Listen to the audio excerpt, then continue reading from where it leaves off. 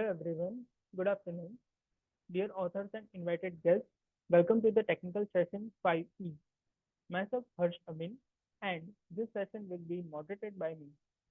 On behalf of Global Knowledge Research Foundation and GR Scholastic LLP, it is my great pleasure to welcome you to the 10th International Conference ICT for Sustainable Development ICT4SD 2025, Goa, India. The 10th edition of the conference is being organized in hybrid mode. The physical event is being held today in Goa, India, and the virtual event is being held through Zoom from from 17th to 19th July 2025. I hope you will enjoy the knowledgeable and interactive sessions throughout the day. In this session, we will have 10 presentations. Each presenter will be given 10 minutes for the presentation and 2 minutes for question answer. On 9 minutes, I will raise a gentle reminder. There is another request to all the participants that you will stay connected with us till the closing remarks. If you have any questions, any queries or updates, then you can write it to me in the chat box. Just before we start the session, I would like to introduce you to the chair of the session.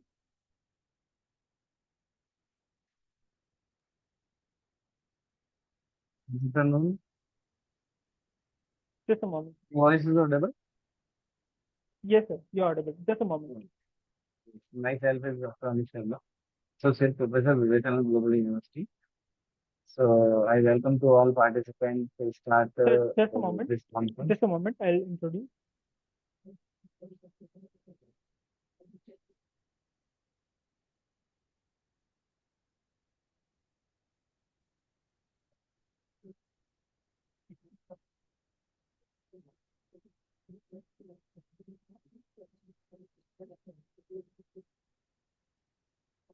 Yes.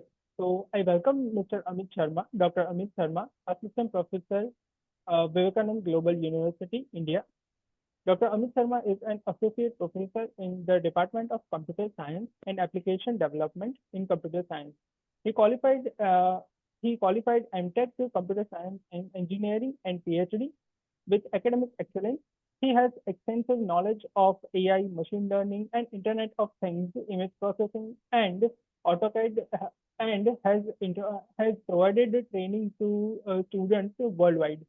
He has published numerous articles in reputed peer-reviewed national and international Scopus indexes, conferences, and journals. Additionally, he has served as a keynote speaker and a resource person for several workshops and webinars condu- uh, conducted in India. His research area included image processing, IoT, machine learning, deep learning, and computer vision. He has more than three books and edited more than three books with various reputable publishers, including CRC, Wisely, Press, and IGI Global. So,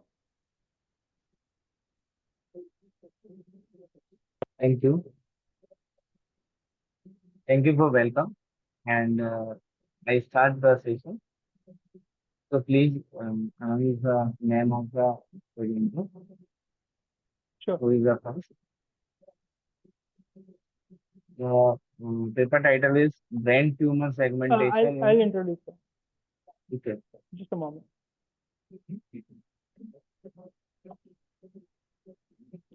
So we'll begin with our presentation. Our first presenter is Nirav Bhatt. The paper title is Brain Tumor Segmentation in MRI Images Using UNet. Sir Nirav, if you are ready, then you may start with the presentation. Um, Sir Nirav, I believe he is not available right now. We will move forward with our next presenter. Our next presenter is Divya Lakshmi R. The paper title is Breaking the Influence, the Role of De-Influencer in Shaping Anti-Conception and conscious compulsion. Ma'am Divya? Yes. Am I audible? Am I visible? Yes, you are audible. Okay, I'll You be can sharing the screen start now. sharing the screen. Yeah.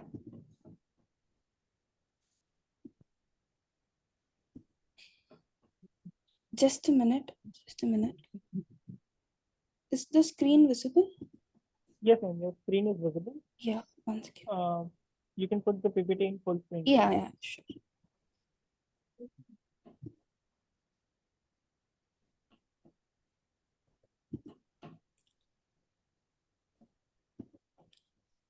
Good afternoon, everyone.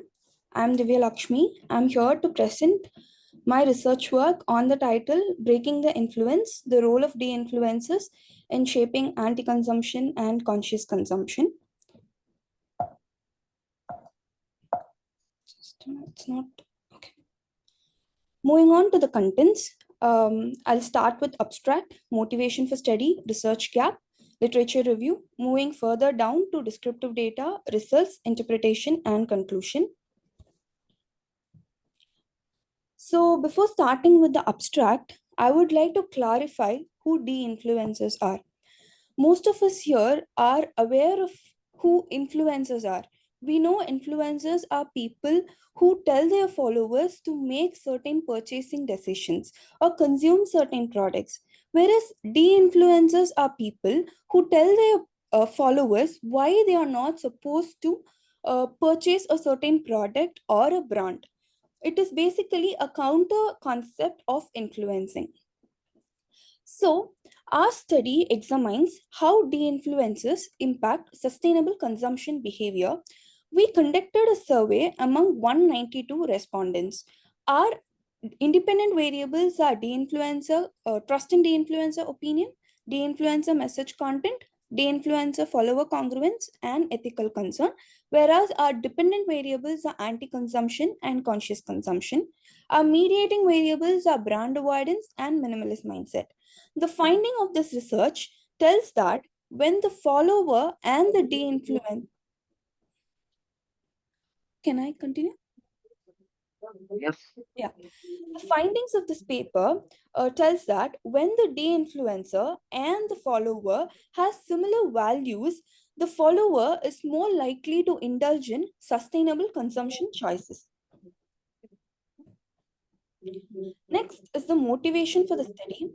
So, when we all know that influencers promote products and encourage frequent buying, whereas de-influencing is a concept which urge their followers to avoid unnecessary purchases. And there have also been a growing awareness in the field of sustainable living and also the harmfulness that are happening because of overconsumption. So, what we wanted to study was that how this shift will help in understanding the potential of de-influences in promoting sustainable consumption choices. So this was the motivation for our study. Next is the research gap. There has been a lot of research that has been done in the area of influencer marketing. We know that most of us know that influencer marketing has an impact on the consumer behavior, whereas there has been very little work that has been done in the area of de-influencing. So we wanted to study that. So that was the research gap that we identified. Coming to the literature review, influencer marketing, there has been studies that show that influencer marketing has a powerful impact on consumer purchasing behavior. And also, influencers foster trust, create brand affinity, and shape social proof, which increases the sales of certain products which the influencer is talking about. And there have also been studies on anti-consumption, which tells that people involved in rejection, restriction, and resistance to avoid unnecessary products or consume certain products which are unnecessary. And there have also been studies which tells that when people wanted to do something good for the society, they take influencing as a career option, not to just promote products but to encourage mindful consumption. So these literatures provide a base for how de-influencing is how de-influencing is actually promoting conscious consumption and anti-consumption, but there has been very little work, so we wanted to study that deeper. So that is why this research was carried out. So this is a conceptual model. Our conceptual model is based on a theory called consumer resistance theory. Our independent variables are trust and de-influencer opinion, de-influencer message impact, de-influencer follower congruence, and ethical concern. These are basically act as a triggering factor for to involve in the resistance behavior. Minimalist mindset and brand avoidance are mediating variables. Anti-consumption and conscious consumption are likely the outcomes that are the dependent variables. So here I've presented some of the hypotheses. So one is higher the trust and de-influencer opinion, higher will be the conscious consumption. And the next, higher the influencer message impact, higher the anti-consumption, higher the de-influencer follower congruence, higher the brand avoidance, and higher the brand avoidance, higher the anti-consumption. These are the some of the illustrative hypotheses that is based on a conceptual model. Next is the table of constructs. So this slide talks about the key constructs and the validated scales that we have taken from the reputed literatures that we went through. So the factors like the variables like influencer trust, influencer follower congruence, persuasiveness, all this captures the de-influencer side. Whereas anti-consumption, brand avoidance, all this talks about the resistance that the followers will have when they are listening to the de-influencers. And all these are taken from reputed journals in order to ensure reliability. Next is the methodology that we followed. So we collected the data through an online structured questionnaire. We had a sample size of 192. We followed quota and snowball sampling, and the analysis tool which we used was Strata.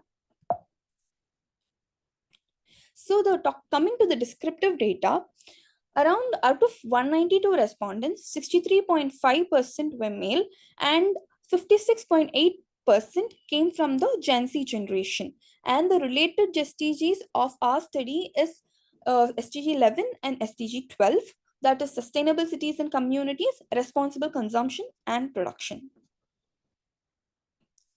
Talking about the regression research and interpretation, the statistical method that we used to understand the relationship between variables is regression. So coming here, we could see that there is a statistically significant relationship between de-influencer follower congruence and brand avoidance, where the p-value was less than 0.05. And coming to ethical concern, anti-consumption and conscious consumption, there is a statistically significant relationship where the p-value was less than 0.01. And talking about minimalist mindset, anti-consumption and conscious consumption, here also there was a statistically significant positive relationship where the p-value was less than 0.01. And coming to the interpretation, we could say that the de-influencer follower congruence drives brand avoidance. That is, when the follower and the de-influencer value aligns, he is more likely to reject the brands that the de-influencer is talking about. And also, alongside, there is a positive relationship between ethical concern, minimalist mindset, and brand avoidance, which influences anti-consumption and conscious consumption. So in order to ultimately put it together, we could say that de-influencer follower congruence, ethical concern, minimalist mindset, and brand avoidance plays a very important role in shaping sustainable consumption choices. So coming to the limitations, since we aimed for a sample size of 250, but we were able to achieve only 192 because there was a very little awareness in the space of de-influencing, and people were not aware about the term de-influencing. So that was one major limitation that we had while conducting the study. And also, we haven't carried out the mediation test. That is the scope for our future work. So, and then these are our references that we used for our research work. Thank you everyone for providing this opportunity, and I'll be happy to take up any questions. Thank you.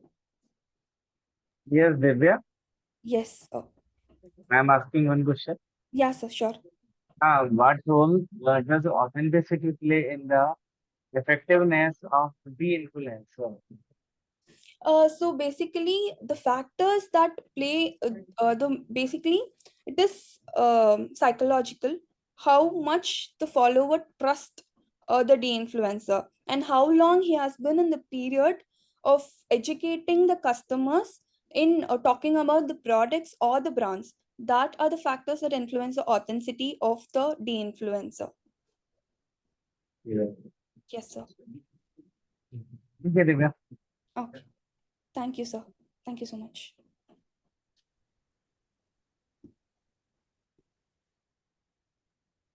Thank you, ma'am. We'll be proceeding with the next paper presenter. I'd like to invite paper presenter, just a second. Pranali Ji Chauhan with the paper titled Context-Aware Proactive Algorithm for Recommendation Based on Internet of Behavior. Ma'am, if you're ready, then you may start with your presentation.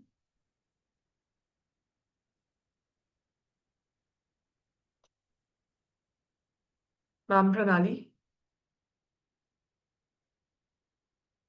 It seems we do not have us in the meeting yet. We'll be proceeding on with the next presenter, D. Kishore Babu, with the paper titled Detection of Parkinson Disease in the Early Stage. So if you're ready, then you may start with the presentation.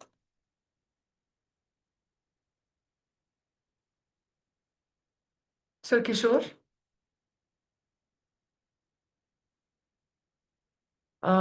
it seems we do not have him yet. The next presenter, Mansi, with the paper titled Hardware Acceleration of K-Means Clustering Algorithm. Ma'am, if you're ready, then you may start with the presentation. Hi. Yeah, Can I share my screen? sure, ma'am. Please go ahead. I think you'll have to allow me to share it. Ma'am, I have stopped sharing, so you may try again. Okay. Um, is my slide visible? Not yet. You haven't started screen sharing yet. Okay, give me a moment. Yeah. Ma'am, is my slide visible right now? Yeah, ma'am, it is visible. You can please put it in the slideshow mode. Yeah, sure. Yeah. Okay. Good afternoon. I'm Mansi Sangamnerkar, and today I'm presenting the paper titled Hardware Acceleration of K-Means Clustering Algorithm. This work was conducted as a part of my undergraduate research at Cummins College of Engineering, Pune. And this research focuses on the hardware acceleration and unsupervised learning, aiming to optimize the performance of the clustering algorithms. So first is the background. So before we dive into my solution, it's important that we understand the broader context of this problem. In this slide, I'll walk you through why accelerating k-means is necessary and how hardwares like FPGAs can make a real difference. So clustering is a fundamental task in unsupervised machine learning, and it is widely used in applications like image segmentation, anomaly detection. Among clustering, k-means stands out for its simplicity and effectiveness, but it is also a very computationally intensive algorithm. Due to its iterative and data-dependent behavior, it becomes computationally expensive, and hence hardware implementation can significantly improve the performance and cover the academic gap that this research is addressing. Now, the problem statement. The existing implementations of the k-means clustering algorithm are limited by a very high computational cost and latency, that is the delay or inefficiency during the execution. Now, there is a lack of the FPGA optimized solution to address these challenges. Now, this is particularly for dynamic and real-time applications. So, to fill in the gaps, what is missing in the existing work? The lack of optimization for centroid update and distance calculations, limited scalability and hardware optimization, and lack of a hybrid CPU FPGA approach with a visual feedback. Moving on, this slide highlights the core motivation behind our work. Now here, you can observe on the top that there is a traditional software-based implementation of k-means. It involves serial distance calculation on CPU, followed by centroid update and cluster assignment. This is slow and a time-taking process and also consumes a lot of power due to the iterative nature of centroids. So which is marked here as in the red as the bottleneck. Now, on the bottom, in contrast, you can observe that the hardware accelerated version on the FPGA. Here, the same operations are being performed in parallel with centroid updates optimized in logic. This leads to a faster execution and a lower energy usage.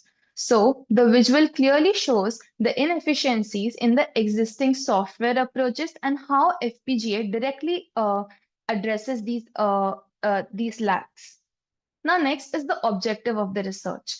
Our research had three primary objectives. First, we wanted to develop a hardware accelerated version of the k-means algorithm. Second, we focused on optimizing the two most time consuming steps in k-means, that is distance calculation and centroid updates. And finally, our goal was to reduce the overall latency and improve performance by giving an FPGA based solution.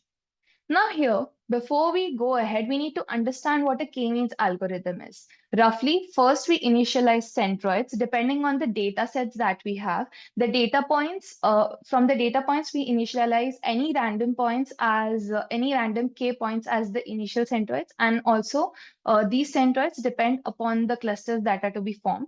The next step is to assign these data points to clusters on the basis of the distance between the data point and each centroid using the distance metric. Here we have used Euclidean distance due to its efficiency in finding the distance. Next step is update the centroids. Now for each cluster, we calculate the new centroid as the mean of all the data points that are assigned to that cluster. We repeat the second and the third step until we find convergence. Here convergence is no change in centroid or minimal change that is below a threshold. Finally, we find the cluster assignment and the centroids. Now this is a diagrammatical representation of the basic flow of k-means algorithm, which includes distance calculation, cluster assignment, centroid update, and convergence check, all of which repeats iteratively until stable clusters are formed. Now, next is methodology for hardware implementation. First, we need to load the data set into memory. Then we parallelize the distance computation. Then we assign the points to the nearest centroids and update the centroids based on new clusters. And we repeat until convergence is obtained. Now, implementation. We began our implementation by first developing a CPU-only model, where the k-means algorithm was entirely written in Verilog and executed sequentially to establish a functional baseline. Now, once we verified the logic and correctness, we moved on to create a standalone FPGA model where we use the FPGA Xilinx Zinc 7000, or also known as Z-board, where the complete algorithm, including the distance calculation, cluster assignment, and centroid update, was implemented purely in hardware using Verilog HDL. This helped us explore the parallelism and the speed advantages of the FPGA.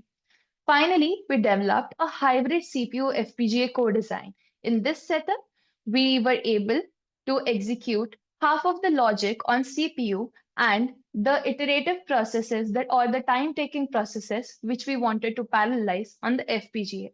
We used Vivado for synthesis and IP block design, Vitis for integrating the CPU FPGA system, and ILA for the internal signal monitoring. For output, we mapped the cluster assignments to onboard LEDs for real-time visual feedback.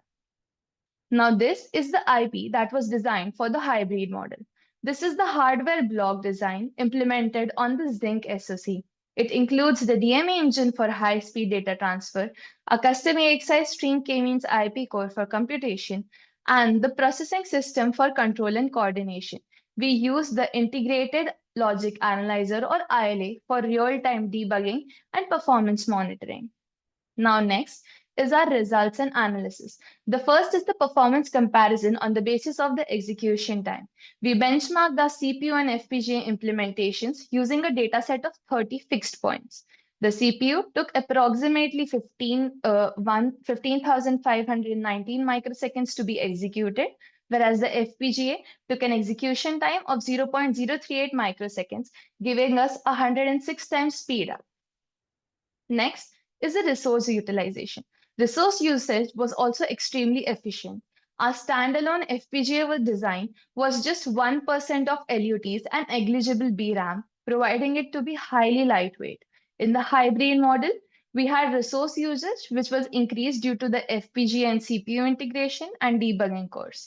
It still consumed about 15% of the LUTs and about 12% of the BRAM, which made it suitable for the embedded application. Next, to make this implementation more interactive, we use the onboard LEDs and switches to display the centroid values in real time, and slide switches to toggle between centroid outputs, giving user a hands-on way to observe the clustering process. Over here, you can observe that the first centroid, which had the binary value of 0001, 1010, in the LED presentation in the first image, if you start from your left side, you can observe 0101 and 1000. So the leftmost side represented the least significant bit and the rightmost side represented the highest significant bit. Next, this was the special case if more than one switch was high. If you can observe, switch 1 and switch 2 both have the value of 1 or they are being set as high. That is, both the switches are being pressed at the same time. In such a case, no LED light is displayed and no centroid is displayed. Next, we have our conclusions. This project confirmed that FPGAs can accelerate data-intensive algorithms like k-means with substantial speed. The use of LED and switches made the clustering process interactive and observable in time. The advantages of FPGA that we had was an improved energy efficiency, a high-speed execution, a low resource utilization, and real-time visualization of centroids, which made it better for the user to understand. Now, next is our future work. For future work, the gaps that our research had due to limited time, first was multidimensional data sets. In the work that we have done till now, we consider 2D data sets, whereas the same work can be performed on multidimensional clustering. The second is that DNA-based input representation can be done. The third is floating point optimization. As Verilog does not support a floating point system, we had fixed points. So this was the work that we look forward to work on. And the next was here we have worked only on k-means. We would also like to work on various unsupervised algorithms which are applicable for clustering, and we would like to draw a comparison between them. Thank you, and I would be happy to answer any questions now. Hello. One Yes, sir. question from my side. Yes, How sir. scalable is your hardware accelerated solution for large data set and higher dimension feature space? And how does it handle dynamic data input? So actually, that was one of the future works of my research. Right now, Hey, we what work. is your scalability? What do you use for scalability? Is your hardware accelerate solution? I'm asking the Uh, question.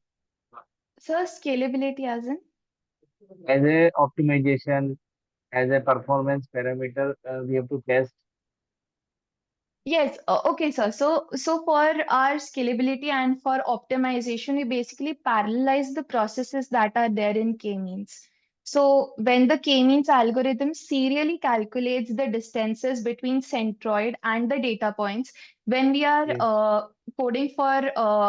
when we are coding in Verilog for a parallel implementation, we basically make all these calculations to be performed simultaneously so that we can save time and also use less amount of resources. You include in your paper equivalent distance formula. Sorry, sir. You have to use k means with equivalent distance formula. Equivalent equivalent distance between the data point and the centroids, sir? Yes. So how we convert this to parallel? Okay, so sir, in the k-means algorithm, what happens is when we execute on CPU, we have a serial implementation. That is, first a distance will be calculated, then the centroid will be it will be allotted a cluster, and then again with everything the cluster centroid will be updated. So when I'm parallelizing this, I'm making sure that all the data points, their distances are being calculated simultaneously to one centroid. Then the distance between all the data points in the second centroid is being calculated. And then the distance between third centroid and all the data points are being calculated. And then allotment of cluster happens. Okay. Okay. Thank you. Thank you.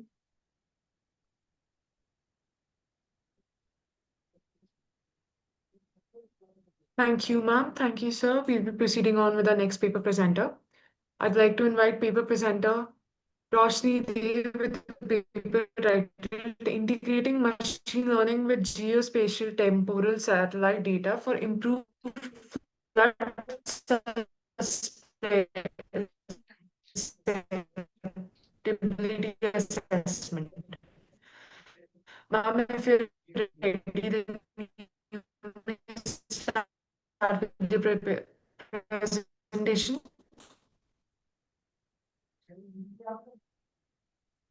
Roshni?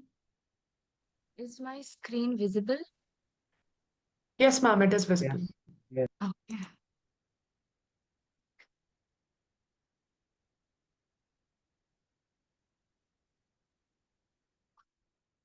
Mm. Good afternoon, everyone. I'm honored to present our work titled Integrating Machine Learning with Geospatial Temporal Satellite Data for Improved Flood Susceptibility Assessment. I am Roshni De, and this work was conducted in collaboration with Mr. Debatos Chakraborty, Dr. Dwajan Rudrapal, and Dr. B.B. Bhattacharya from NIT Agartala. This is the introduction. Floods are among the most devastating and most recurrent natural disasters in Northeast India, particularly in Assam. However, accurate flood susceptibility mapping remains a challenge due to limited high resolution and complex interplay of environmental, topographic, and climatic factors. Coming to the literature review slide, earlier studies relied on climate or GIS-based flood simulation. Later, works introduced features like slope, NDVI, LULC from satellite imagery. Since 2018, machine learning has consistently outperformed traditional models. SAR and deep learning help overcome cloud cover limitations. However, many studies focus on large scale or urban models and often ignore recent open access datasets. This highlighted a gap for localized, open source, and interpretable flood susceptibility models. Despite progress in flood modeling, most studies either use limited features or lack full validation on real flood maps. Many are also focused on urban zones or require costly data or deep learning models that are not scalable. So, our work addresses this gap by creating a pixel level flood susceptibility model integrating multi source satellite data and testing it on a real flood event in Kachhar district. Um, Coming to the study area we chose was Kachhar district in Assam. This district was selected as a case study due to its recurrent flood and lack of localized modeling. It is a district in southern Assam, bordered by hill ranges and drained by the Barak River and its tributaries. With a tropical monsoon climate and topography ranging from steep hills and to low-lying floodplains, Kachhar experiences recurrent floods, with the major events being in 2019, 22, and 24, which caused widespread damage. This slide shows the data sources that we collected. We used a diverse set of freely available open source satellite datasets, each chosen for its specific strength in capturing flood-related variables. The multiple satellite-based dataset were processed using Google Earth Engine, and for visualization, QGIS was used. Landsat 8 imagery was used to derive NDVI, that is, Normalized Difference Vegetation Index, allowing us to access vegetation health over time. To extract detailed land use and land cover data, we use the dynamic world product from Sentinel-2. Soil texture information came from open land map, providing important ground conditions. For detecting flood-prone zones, we combined NDWI, that is Normalized Difference Water Index, from Landsat 8 with SAR, with Sentinel SAR backscatter differences, which are especially effective during cloudy conditions. We sourced our elevation data from NASA's SRTM mission through open topography. Coming to the methodology, the framework we used, particularly the feature extraction and the pre-processing steps, and also the model selection, is fully generalizable. We extracted raster-based features as illustrated in the picture and in turn derived 18 variables for converting the categorical variables using one hot encoding. This entire pipeline can be applied to any flood-prone region by retraining the model on local flood levels using open access satellite data. Coming to all the features that had been used. In this step, we used rainfall data and satellite-derived flood maps. First, we excluded permanent water bodies. Pixels with water presence over 50% of past observations are excluded. Flood areas were then identified in two ways. A drop in NDWI from Landsat indicated flood water over dry land, and a drop in Sentinel-1 SAR backscatter marked water presence under clouds. Combining both, we generated accurate flood levels for each pixel. This is the topographic features. We use three features: slope, aspect, and roughness, which play a key role in flood behavior. These were also processed into a machine-readable form using one hot encoding. Next is LULC, land cover and land use. Land cover is what covers the surface of the earth, and land use describes how the land is used. We categorized it into 9 types like water, cropland, built-up, forest, etc. What we noticed is that built-up and cropland areas are expanding, especially from between 2019 and 24. NDVI is the vegetation health indicator. If we look at the three maps above, 2019, 2020, 24, we can already notice lighter green zones expanding over time, especially in the flood-prone areas. Coming to soil texture, this is equally crucial because it controls how much water gets absorbed versus how much runs off. Kachar dominates with clay loam, sandy clay loam, and loam soils. Coming to the feature engineering, first we use Pearson correlation matrix to identify and remove highly correlated feature pairs. That is to avoid redundancy. Second, we applied variance inflation factor to eliminate multi-collinear variables and ensure feature independence. Finally, we used information gain ratio to rank the remaining features by how useful they are for distinguishing flood from non-flood pixels. We tested 5 ML classifiers: SVM, logistic regression, random forest, XGBoost, and K nearest neighbors. Our data set was balanced, and we had 600 flood and 600 non-flood points randomly selected in 3 different years. The data was split into 70% training and 30% testing, and we used stratified 5-fold cross-validation to ensure reliability. After training all 5 models, we evaluated them using key metrics like accuracy, precision, recall. Among them, XGBoost gave the best results. It achieved an AUC of 0.951, which means it was excellent at distinguishing between flooded and non-flooded areas. It also had a very high F1 score of 0.91, indicating a balance between precision and recall.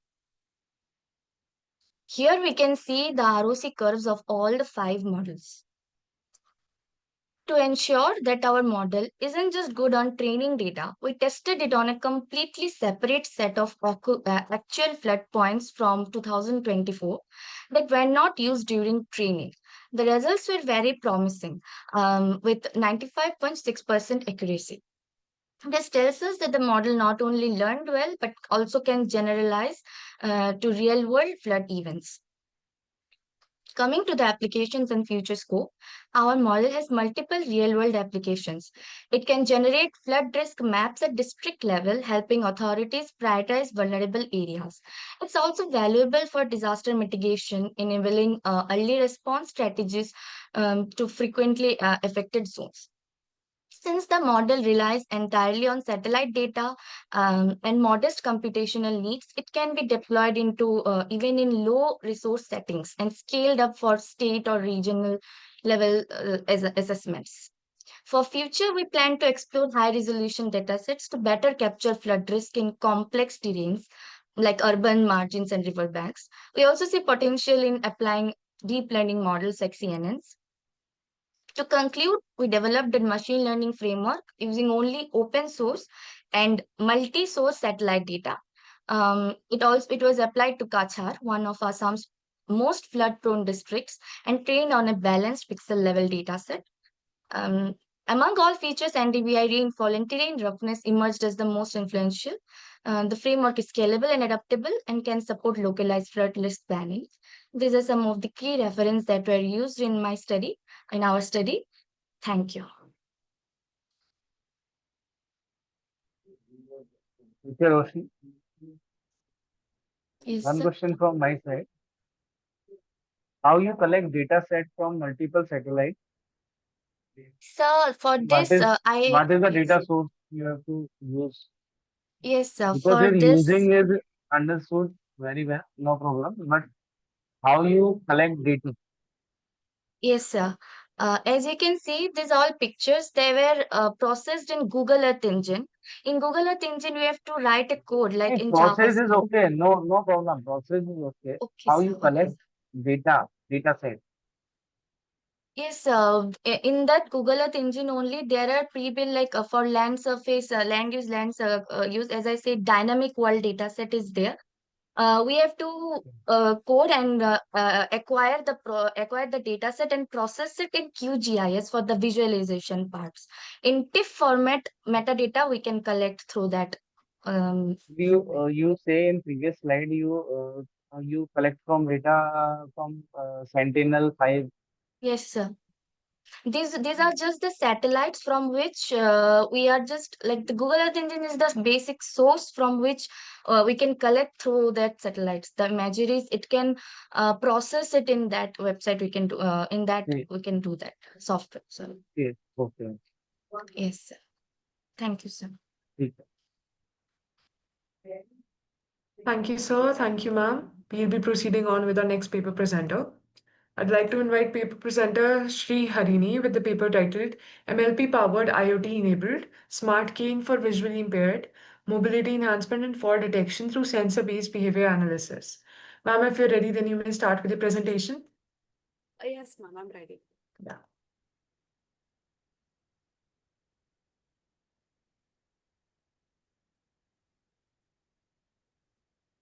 I hope my screen is visible. Yes, ma'am, it is visible.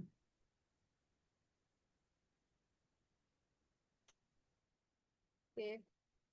Good afternoon, everybody. We are here to present a paper on MLP-powered IoT-enabled SmartCam for the visually impaired, which is equipped with mobility enhancement and fall detection through sensor-based behavior analysis. So this is done as a part of a final year project in Vellore Institute of Technology, collaborating with Niranjana Shaji, Karthik Raja, and Dr. Gugapriya ma'am. So this is the introduction.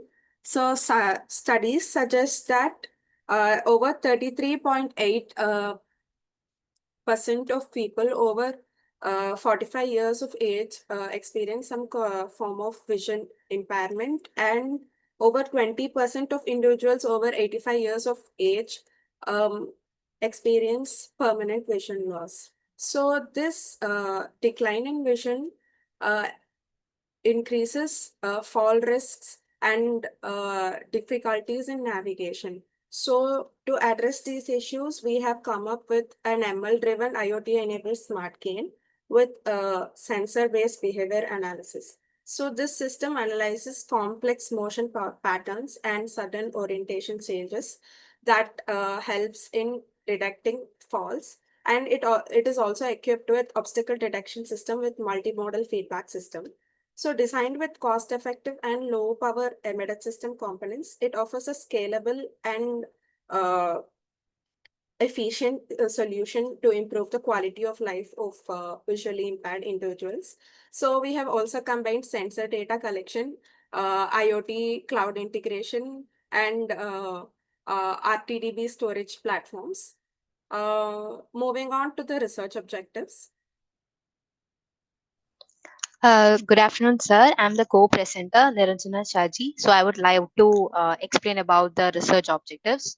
So basically, the general objectives of a whole project is preparing a proper obstacle detection system, which has haptic, audio, and visual feedback. Second important thing is fall detection system with high accuracy. That was our main goal. And then third, emergency response, which is automated through an email alert. So coming to the internal objectives, we actually optimized a proper embedded system deployment, then machine learning models like MLP, which is multi-layer perceptron, developed a suitable model for resource constrained environment and low power and eco-friendly techniques because we have used ESP32 microcontroller, which is having 5 volts. Then we used a IoT cloud platform for data logging and analysis, which was Firebase. Why we used Firebase is because it will actually handle the real-time data very efficiently. And then we implemented IoT-based real-time monitoring system. Moving on. So moving on to the proposed system. So we have three modules. So we have the obstacle detection system, we have the fall detection system, and we have the emergency response system.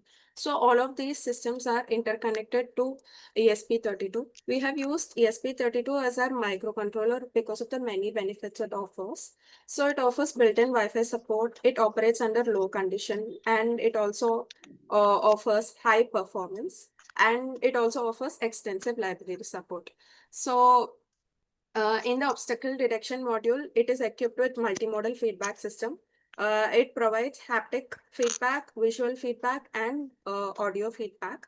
In the fall detection module, we have used MPU 6050, which is a 6-axis motion tracking sensor. It captures six motion data parameters, which is acceleration in X, Y, and Z axis, and rotation orientation parameters in X, Y, and Z axis. So this data is collected and it is temporarily stored in Firebase real-time database data repository, and it is processed and augmented, and it is fed into the trained MLP model. In case of a fall, the emergency response module is activated and email alert is sent to the caretaker. Moving on to the obstacle detection system, we have used ultrasonic sensor as a primary device for this obstacle detection system. So it has two components, a transmitter and a receiver. The transmitter sends a high frequency ultrasound pulse, and it calculates the time taken for the echo to return to the receiver after it bounces off of the obstacle. So it detects objects within 40 centimeter range. So if the object is at a 35 centimeter, all these feedback systems will be turned on. So we have used a vibration alert system. So in the vibration alert system, we have used a vibration motor, which is intertwined along the smart cane. So we have used a vibration system because for the visually impaired individuals, all the other senses will be heightened. And we have also used a buzzer alert system, which produces a audio warning. And then we have used a visual cue. In this case, we have used LED. So it lights up when the obstacle is detected. We have used LED because for the partially blind individuals and to alert the people surrounding the visually impaired individual in case of dark environment. Moving on to the fall detection system. As I said earlier, the fall detection system consists of MPU 6050 sensor. It is connected with ESP32, a microcontroller. So the MPU 6050 motion tracking sensor consists of 3-axis accelerometer and a 3-axis gyroscope.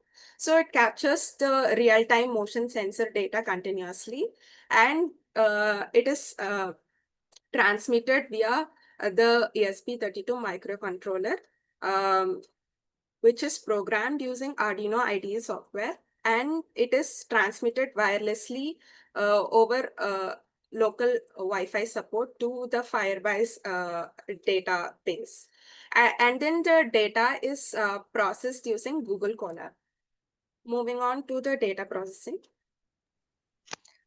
Coming to the data processing, so this module show how the raw sensor data is converted into a .csv file format. So basically, this module will initially connect to the Firebase. They will fetch the real-time sensor data and writes into a CSV file, automating the data collection and preparing for fault detection modeling. And then after the data is collected, they are further taken into data augmentation. Moving on. So this is the data augmentation that we performed. The thing is, we have obtained real-time data from multiple people, but the data was not actually enough. So in order to increase the data set, we have performed data augmentation technique, which is called as magnitude warping. So this is basically performed for real-time sensor-based data. And we can see the equation that is written below, which is S dash is equal to S dot F of t. S is the original time series data. F of t is the function that we apply, and S dash is the magnitude warping time series, and t represents time series. And why we use this method is it is because it enhances a model robustness and improves the classification accuracy, particularly when we use real time data that might meet with a lot of complications. Moving on.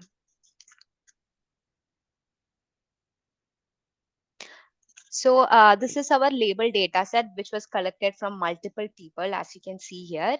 So we collected the data by using MPU 6050, which is like a 6-axis accelerometer come gyroscope. So it collects different data, like the sensor data from the people according to their movements. So basically, there are 10,127 fall events and 11,305 non-fall events, and totally 21,433 events. So this was data set was fed into the MLP, and we trained in 80:20 ratio. Moving on.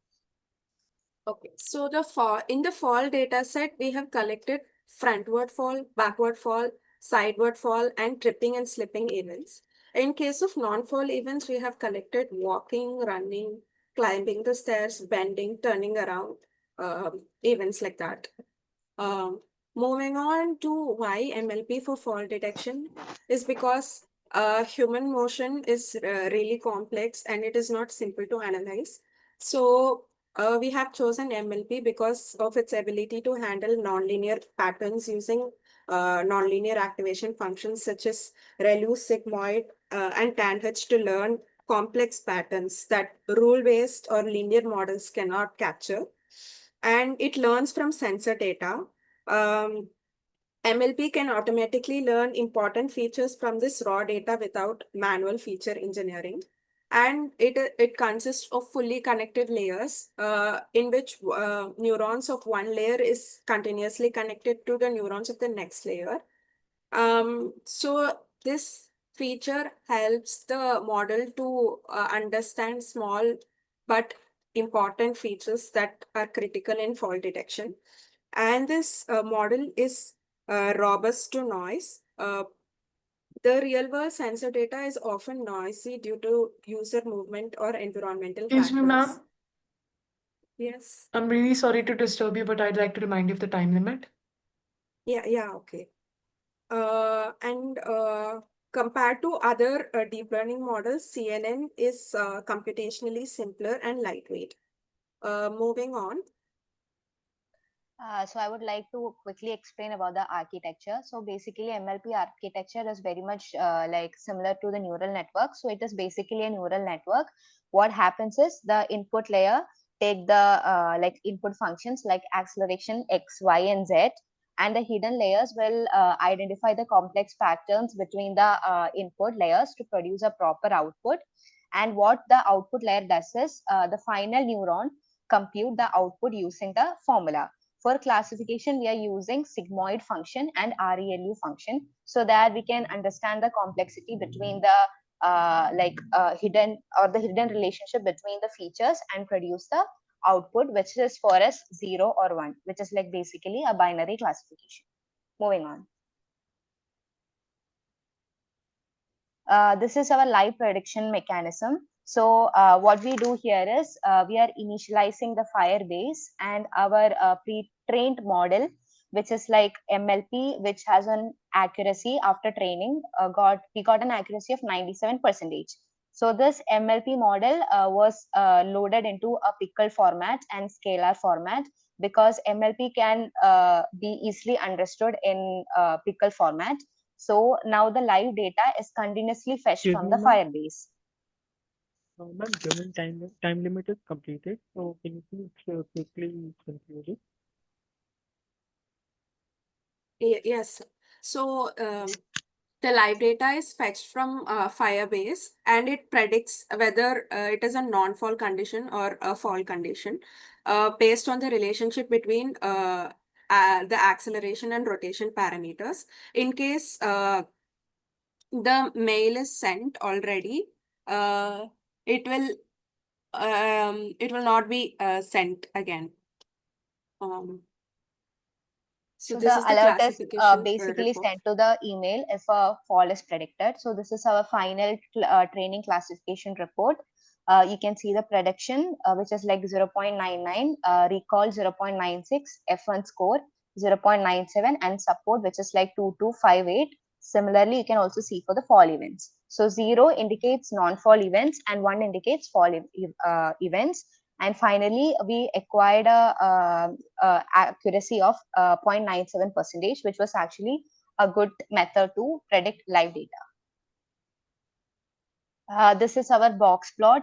This is to show how the values were distributed among the fall and non-fall events. And we found our acceleration X is the target value, and it was best in predicting the final accuracy and fall and non-fall events.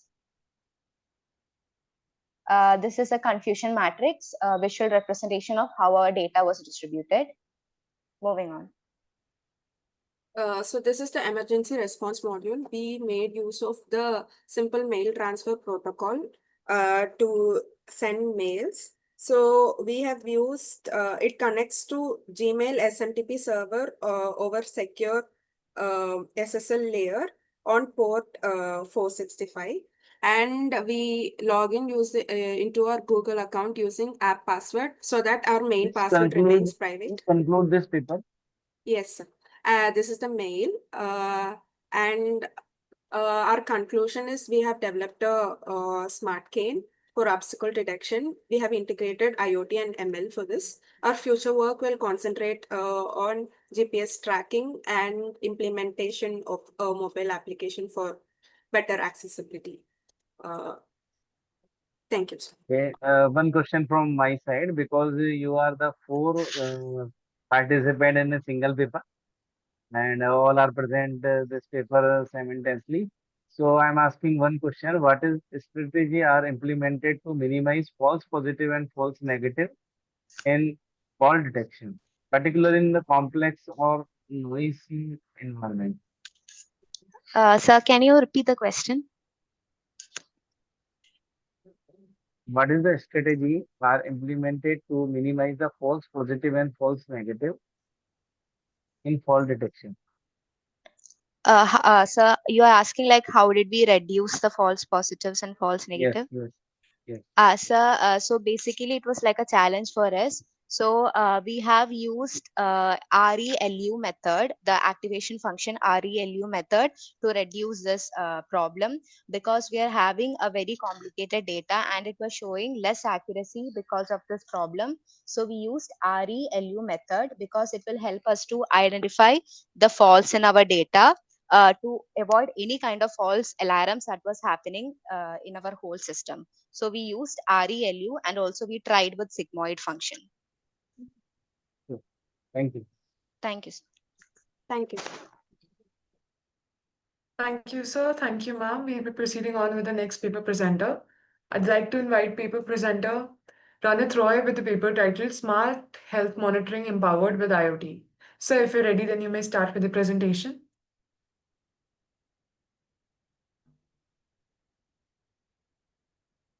Sir Ranit.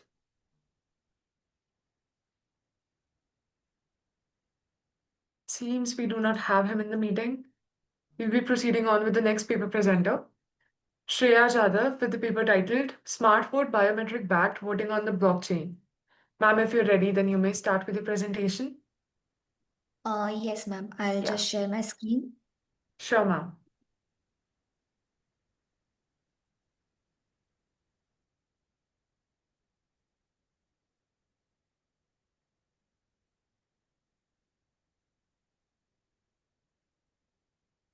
Hello, team. My name is Shreya Jadhav, and our project is Smart Vote using biometric backend voting and blockchain system.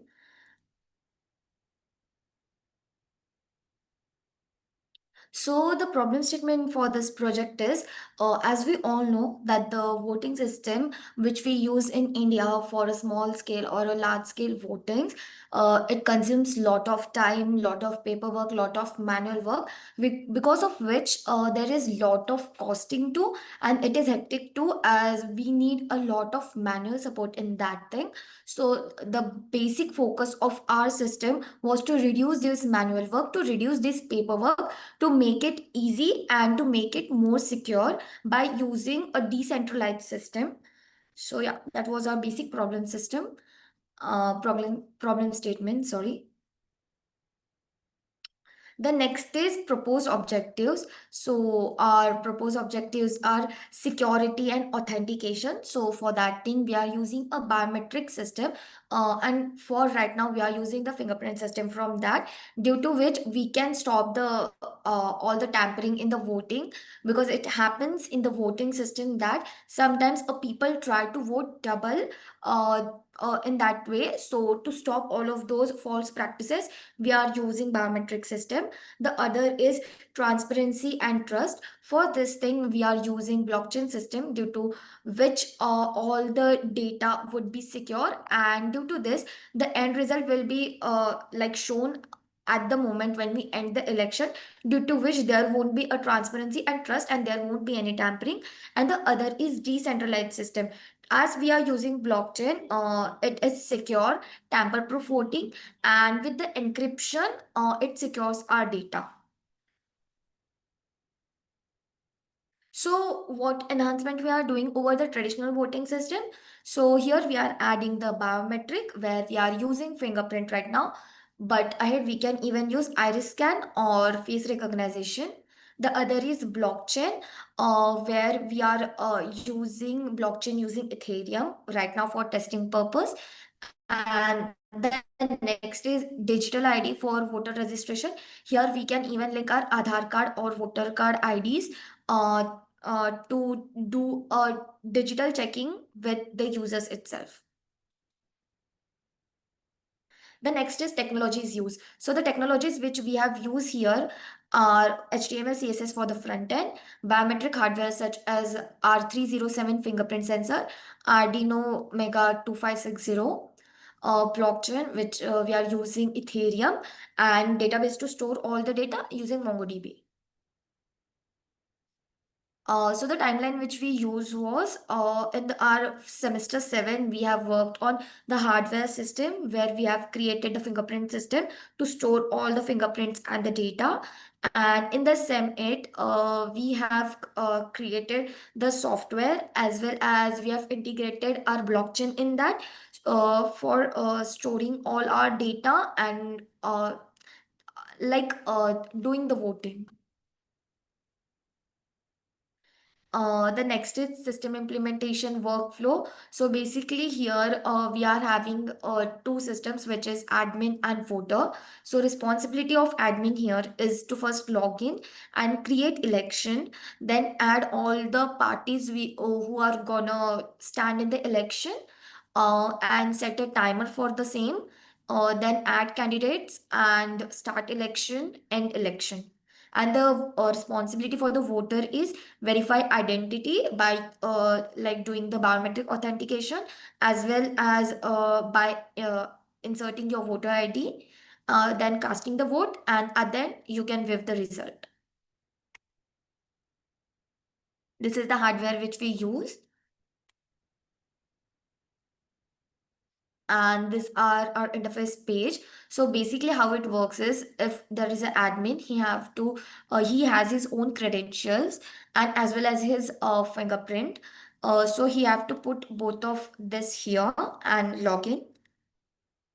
And after that, on the left side, you can see that we have a start election button, as well as the election details, which admin have to insert before creating any election. And here what we have done is, when we are putting a start date, we have automatically shifted it to the 8 hours later of the start time, due to which an election has a particular time, and it will work only till that time, and after that it will stop automatically. Then manage candidates, we are going to add all our candidates here, and we have to save election. And after that, when we are clicking on the start election button, a small pop-up window will appear where an admin again have to add all of his credentials and verify himself, and then only he can start the election, to avoid any tampering from any other person. So after that, on the right side, you can see this is the voter login page. Here, the voters have to add their fingerprint as well as their voter ID and log in to start the election. Now, apart from that, here is a button for the end election. The purpose of this button is that whenever a voter is adding their credentials and pressing on the login button, it will move to this screen where all the candidates' name would be added, and you have to select it and just submit the button. And after that, what will happen is, the it will again go to this screen, that is the voter login screen, and this will get on a loop until all the voters have voted, and admin at the end have to click on the end election button, and the election would be end. But here too, he have to enter all his credentials, and once he is verified, then only that voting would stop. Apart from that, no one can end the election. So yeah, here and at the end, when the admin ends the election, you can see the result here. And at the bottom, you can see how many votes have been collected. And like when you press the end, at the same moment, you will get the result itself. Uh, so here, what is the plus point? That in normal voting system, it takes two to 3 days to declare the result. But because of using this thing, we can get the result at that moment only, due to which there is more transparency and there could be trust between the people that their vote are not getting tampered. So yeah, that is the thing. And apart from that, advantages to prevent the fraud, quick verification and reduce all the manual work, then tamper proof, transparent and decentralized, secure data in transit and protect the privacy, and voter confidence and auditability. Challenges which could occur are data security, as we have to fetch all the data. So right now we have collected all the data manually and we are stored in database. But for the future scope, we can even integrate with either government or any other uh, corporate or any other section where we can fetch all this data. Infrastructure issue, there could be some issues in the machines, and other is user accessibility and legal barriers. So the solution for these are secure and encryption of the data, and whatever we are storing, it should be end-to-end encrypted. The other is offline support and redundancy. This could be helped, like we have to keep the backup, and the main use of this system is that you can operate it through your laptop, and if there is an issue in the laptop itself, so you can just use another one unlike our old voting systems where we have to use that machine itself, and if it is not working, then we can't proceed ahead. So that is the thing. Other is inclusive design. So right now we are using fingerprint. Apart from that, we can use iris or even the face scan.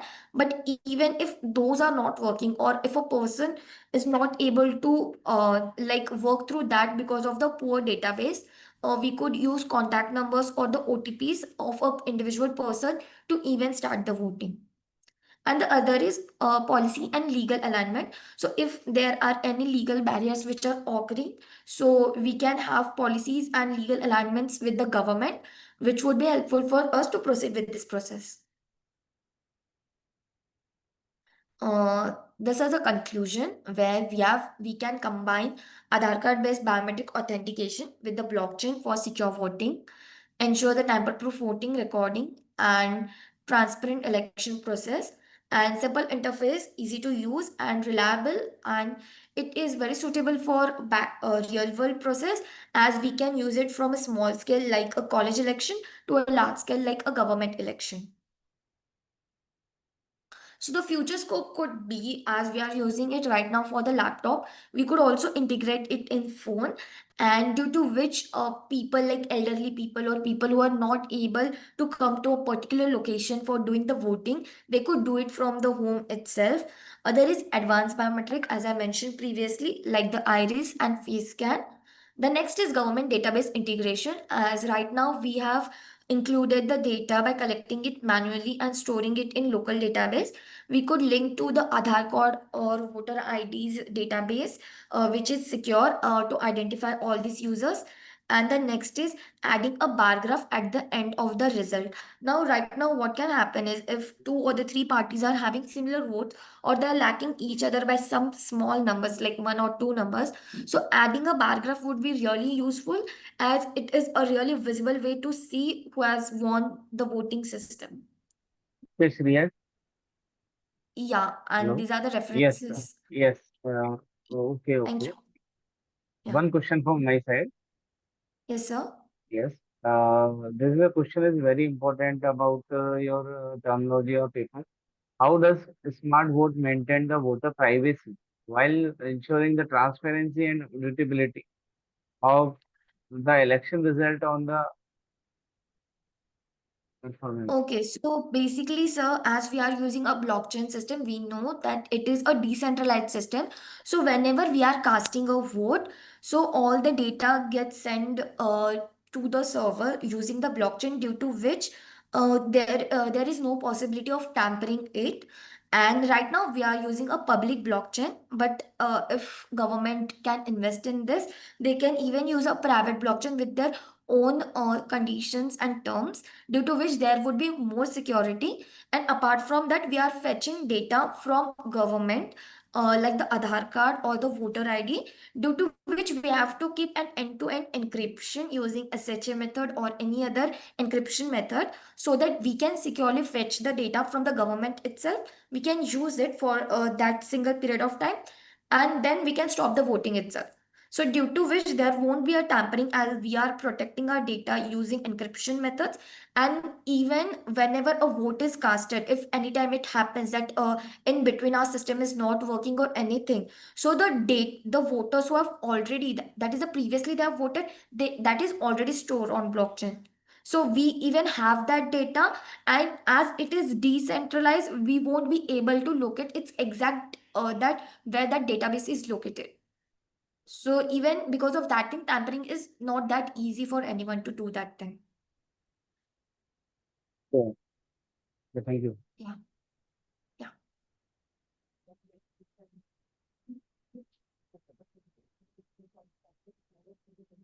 Thank you, sir. Thank you, ma'am. We'll be proceeding with the next paper presenter. I'd like to invite paper presenter Mathesh with the paper titled Waste Management System.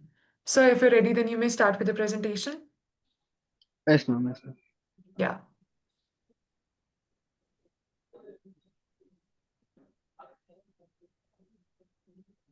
Is it the screen visible?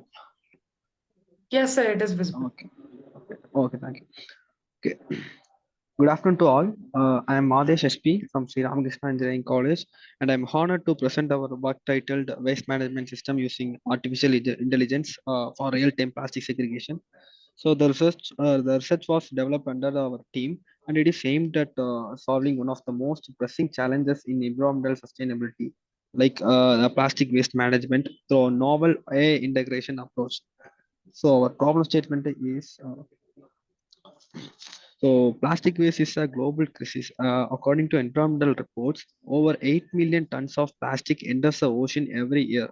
So, despite the implementation of plastic bans and to promote recycling, the existing segregation systems are still labor intensive, inefficient, and prone to human error. The majority of municipal solid waste is not properly sorted, leading to contamination of recyclable materials. Moreover, waste pickers who often handle unsorted garbage face severe health risk due to exposure to hazardous materials and like that. So manual segregation is time consuming and not scalable. It is here that automation and artificial intelligence can play a transformative role.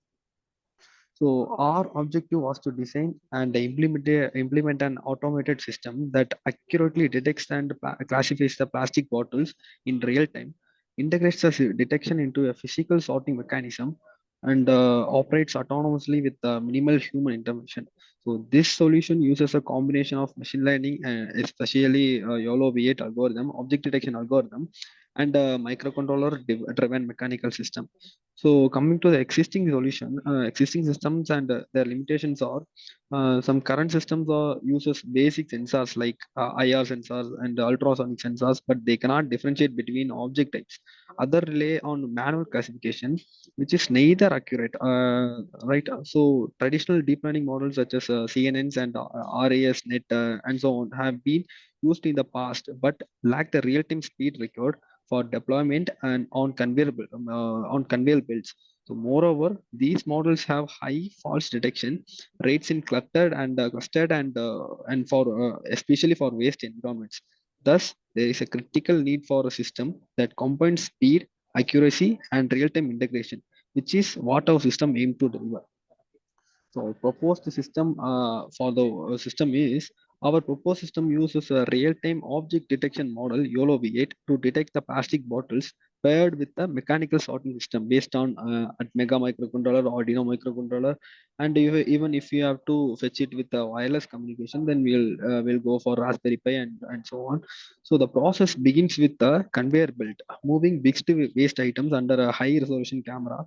Yeah, and then YOLO V8 processes the camera feed and identifies the plastic bottles. Once detection is confirmed, a signal is sent to the microcontroller. That is whatever we are using, like such as a microcontroller. That controller triggers a pusher that diverts the waste into a separate bin. So this is our system, and our system architecture is like it have some components like input system is we are using a high resolution camera as I told, and the processing layer is that these frames are fed into the trained model. So trained YOLO V8 model hosted on a local processing unit. So the detection bot is YOLO V8 identifies plastic bottles and returns like bounding box with the confidence level. So the control interface is the main thing. That is the important core thing of our system. That the microcontroller receives the detection signals and activates the corresponding actuators. I mean corresponding pushers. So these all are the components of our system. And why did we choose the YOLO V8? That is YOLO V8. So it is known for its high speed and precision in object detection. So it is optimized for real-time performance, making it ideal for our conveyor system. For training, we almost collected 12,000, 1,200 plus images from public data set. Shall I tell the name such as RoboFlow, Kaggle, and also created our own dataset by capturing images in lab conditions and different waste environment conditions. That dataset was augmented using techniques such as flipping, rotation, contrast enhancement, and tracing, and so on. So the labels were annotated using bounding boxes in YOLO format, and we trained the model over 100 epochs using batch sizes. That is the most important thing coming to the machine learning. The epoch rate is, and the batch size is 16, and we use a learning rate of 0.001. The model performance and evaluation. Coming to the evaluation, the precision of our model gives like 97 percentage, and recall is 95 percentage, and F1 score is 0.96 percentage, and detection accuracy is 95 percentage. So these all are the metrics, hardware metric, I mean machine learning metrics of our thing. The flow of our project is like the waste enters via the conveyor belt. The camera captures a real-time video. Then the YOLO V8 processes each frame and detects plastic. Detection data is sent to the microcontroller. So that microcontroller intimate the pusher, like pneumatic pusher is activated. Then the particular plastic is separated in the designated bin. So this is our end-to-end loop happen in one under 1 second. We have planned like it is happen in one under 1 second per item, allowing for high throughput. So the major novelty of our system is first the integration of YOLO V8 for live waste detection is new in this domain, and second is most pure models classify post-processed waste. Ours detects object live on a moving conveyor. The third, we have created a modular system that actually models can be retrained for other materials like paper or metal or glass or even any cardboards like anything. So these all are the novelty we added here, and the application and impact is basically in the potential applications include like smart city waste management system especially, and municipal solid waste processing plants, recycling centers, and so on. So these all are the things which are we developed, and our future scope is to extending multi-class classification, as I told before, glass, metal, and paper, and so on. So and adding a thermal sensor. So because if we add a thermal sensor, it actually used to help the to detect the hazardous material detection. So there is a part of our thing, so that we could able to adding a thermal sensors in it, and implementing IoT based dashboards to visualize real time statistics and what are going on the system. So using edge computing to eliminate the dependency on GPU. So we are not depending upon GPUs, right? So we using edge computing, we can eliminate that also. So to conclude, we have developed an intelligent AI-based waste segregation system using YOLO V8 for plastic bottle detection. The system integrates real-time object detection with mechanical sorting mechanisms. It's accurate, scalable, cost-effective, and aligned with the sustainable development goals. So thank you for your attention, and I'm open to any questions. Okay. So these Okay, are all one the question reference. from my side. Yes, yes. Okay, sir. Yeah, yeah. So, What is what strategy are employed to encourage public participation in waste? sir, can you repeat, sir? I can't audible. What strategy are employed to encourage public participation in waste, Sir, the recycling? Yes. okay, sir. Sir, you are asking like where we are participating with this How concept. how we manage the behavior monitor and Yeah, right, sir. Okay. How I am going to manage the behavior, right, sir? yes, yes, yes. So, okay, sir. For this, if as of now we are planning to integrate with a microcontroller named Arduino or Atmega, but I am trained to recognize the tone, purpose, and subject of our messages, like whether it is a causal or it is a hazardous or anything. So that if we are able to integrate with the Raspberry Pi, then we will able to control it with the wireless control, so that we are not going to plug it with the wire, and then we will recollect the things and so on. So we will simply use a Raspberry Pi, and we will handle this type of possibilities, sir. So Okay. in our waste segregation system, we manage system behavior using embedded programming language like Admega and that microcontroller. It handles real-time detection, activating pushers when the YOLO V8 models confirm a detection. So we have also implemented a threshold-based logic to reduce the false triggers. So if it is possible to happen false trigger, so we have implemented a threshold-based logic. So that could able to reduce the false triggers and used buffers and queues to avoid signal overlap. So when multiple bottles are detected in rapid succession. That's it, sir. Okay. Okay. Thank you. Thanks, sir.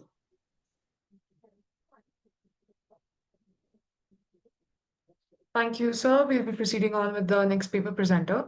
I'd like to invite paper presenter Neerav Bhatt with the paper titled Brain Tumor Segmentation in MRI Images using UNet. Sir, if you're ready, then you may start with the presentation. Yes, I'm ready. I'm Yeah. just sharing my screen now.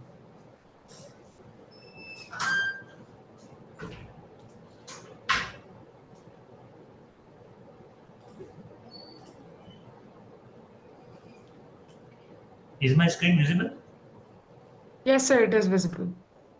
Okay. So, good afternoon. Today on 8th International Conference on Information and Communication Technology for Intelligent System, I'm going to present my work on brain tumor segmentation in MRI images using UNet, along with my co-author, Dr. Purvi Prajapati, Dr. Nikita Bhatt, and Mr. Jiten Balavat. So I'm from the Department of Artificial Intelligence and Machine Learning, CSPIT, Charotar University of Science and Technology from Gujarat.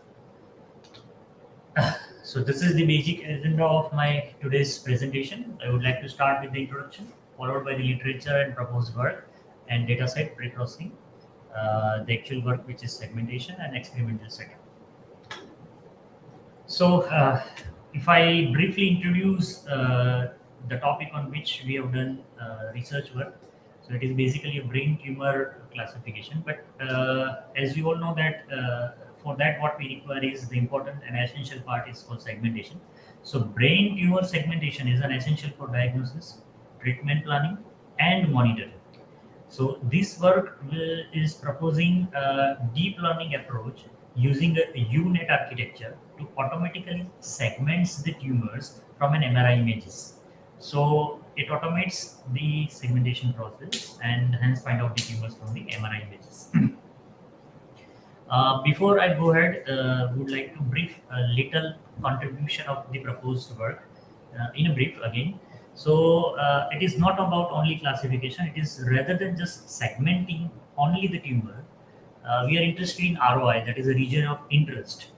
The region of interest is extended to include the enlarged tumor area, and this will boost the model performance by allowing the extraction of like distinct features from the tumor subregions. So it is about finding out the subregions, doing the segmentations, and consider each and every for analysis, and from that it is going to give you the result which is far better compared to the traditional method of identifying the tumor. So literature review, we have referred to many different papers. For simplicity, we have put some base paper here, uh, which have a relevant work in the same area, uh, in which some of the methods are like handcrafted feature-based model has been used. In some of the literature study, it is a radiologist style multitask networking has been used. Some are using the attention method, that is partial attention methods. And finally, we can conclude that LANET and AlexNet have shown the high segmentation performance on some specific data set, which is called DATES data set. So that is about the brief of the literature. The actual proposed work consists of categorization of tumors in two different categories. So basically, it is a primary or secondary. The segmentation processes uses the UNet to accurately delineate the tumor boundaries in the brain MRI scans.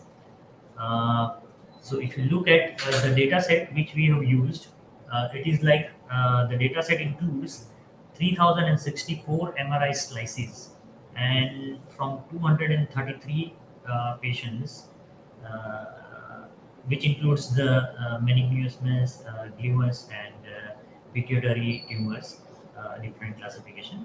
Uh, One of the hospital has produced it, and tumors were annotated by the expert radiologist. Now this data set has been used for an input, and again criteria of 70/30 we have used it for training and testing purpose. Uh, So we have performed those first segmentation on the 70% of the data, and we have performed the experiments. As we know that the size of this data set will not be sufficient to determine, we have also used the augmentation, which I'm going to explain in my next slide.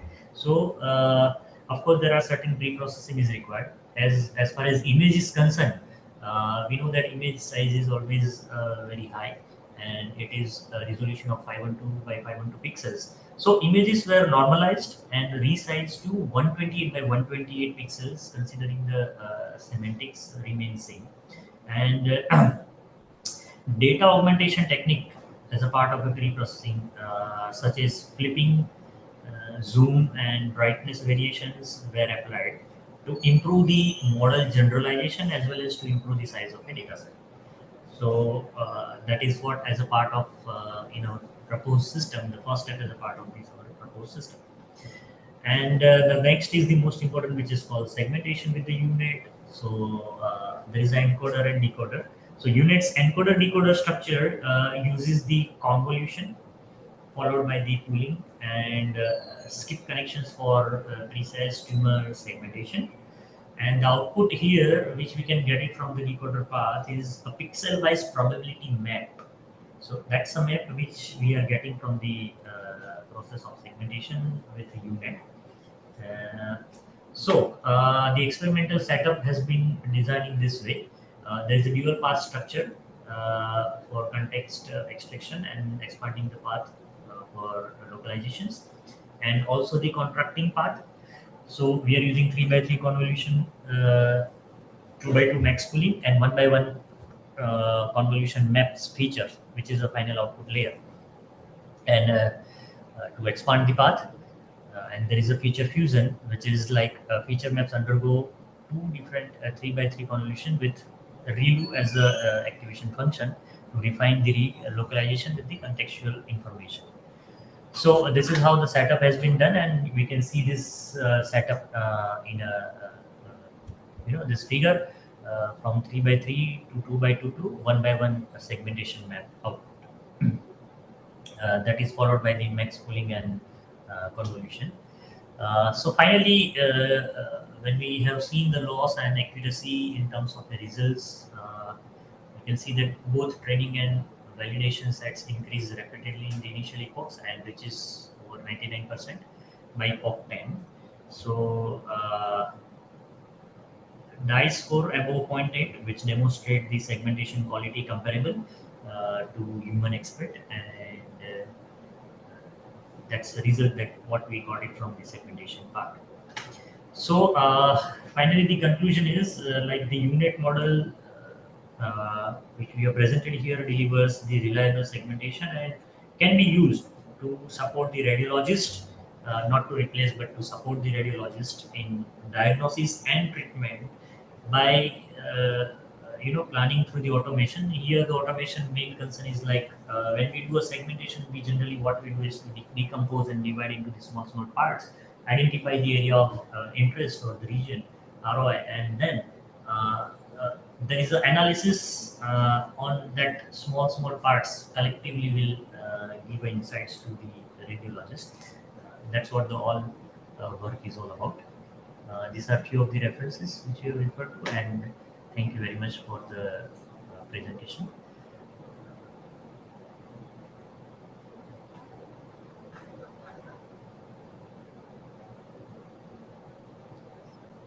Yes, one question from my side. Yes, sir. Yes, in the segmenting, a small or irregularly shaped of brain tumor in Okay. MRI image. Okay. Yes. And have you made any modification to improve accuracy? No, we haven't made any modification to accuracy. It is as it is what we have received. What we have done is we have used different kinds of, replacement of ReLU, leaky ReLU, and we have also used some like 10H and sigmoid. But we find out that ReLU is something which is more relevant to the whenever we use the unit because of its characteristic of continuously providing the output. Uh, And we also use mask R CNN, but again we received better result in UNet, so we have skip using of mask R CNN for the same task. Okay.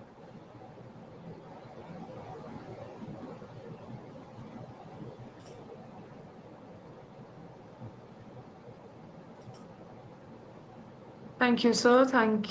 We'll be proceeding with our next paper presenter. I'd like to ask for Pranali once again. If you're here in the meeting, ma'am, you may start with the presentation. Ma'am Pranali, do we have D. Kishore Babu in the presentation? If sir, if you're here, then you may start with the presentation. Seems we do not have them. Ranit Roy, sir, if you're ready, then you may start with the presentation. Hello, am I audible? Yeah. Please go ahead. I hope my screen is visible. Yes, sir, it is visible.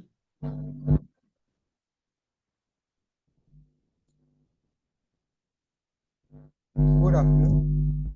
Good afternoon, everyone. I am Ranit Rai, and my co-authors are Subhashri Banerjee and Dr. Anirban Chattopadhyay. It is an absolute pleasure for me to be here, and I would like to thank the organizers for giving us this opportunity. So, the topic that we are going to discuss on is smart healthcare monitoring empowered with IoT. It is it is a final year project that we have made for Dr. VC Roy Engineering College, and Excuse me, sir. Yes. I'm sorry to disturb you, but could you put your presentation in slideshow mode?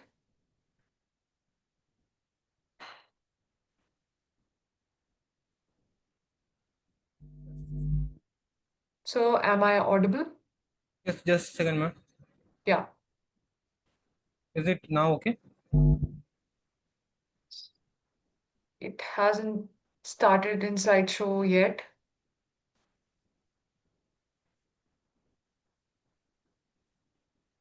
Now? Not yet, sir.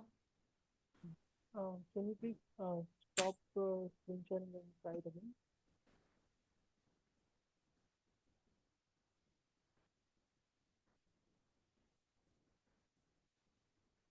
Is this visible now?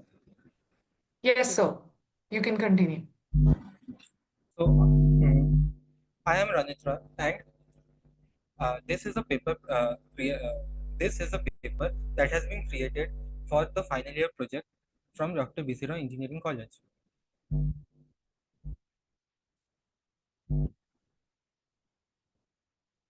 Just a second.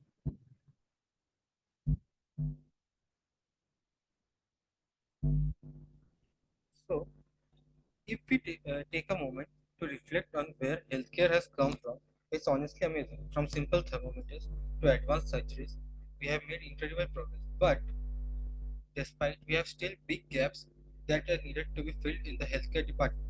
So, for this, this project is created basically to constantly monitor patients that lack that Can you show your proposed work? Can you show your proposed work? sir. Uh, just a minute, sir. You're still there. Yes, sir. If you're having trouble with the presentation, then we can move forward with another candidate and we will get back to you. Okay, sir. Okay. Okay, so sir, we have a presenter from the last session who wasn't able to present back then. Can we bring him take him up right now? Presenter Vivek, so if you're ready, then you may start with the presentation. I think all Hello, complete. ma'am. Can I share my screen? Yeah, so you can go ahead. Hello. Yes, sir, you're audible. You can go ahead. Thank you.